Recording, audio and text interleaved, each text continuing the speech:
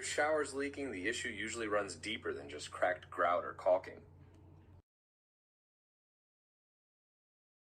Many leaks are caused by failed waterproofing, like punctured liners or incorrectly fastened cement board below the waterline like you see here.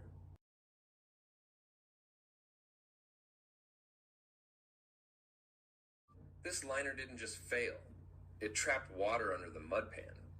That corner should stay dry, but you can see it's soaked and the pan is saturated.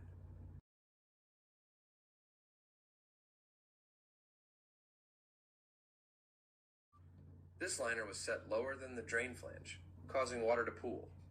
On the seat, wet lumber swelled, pushing through the grout lines. Improper liner overlaps, no glue, and skipped folds lead to mold growth and hidden water damage.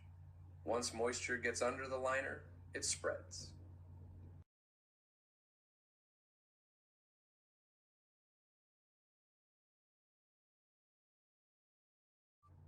A properly built shower starts with a pre-slope, metal lath, silicone at the drain, and a correctly glued liner with dam corners.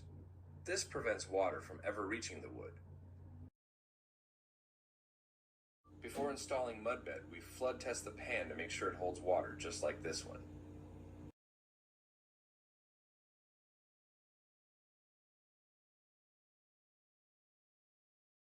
These weep holes are clear and unobstructed, just how they should be, to allow proper drainage beneath the shower tile. Then we install a dry pack mud bed, form the curb properly, and finish it with mortar. Note, shower pan membrane folds up walls at a height of at least 3 inches above the height of the curb. This is how you build a shower pan that lasts. Trying to patch over a leak can make things worse. A proper rebuild protects your home from rot and mold long term.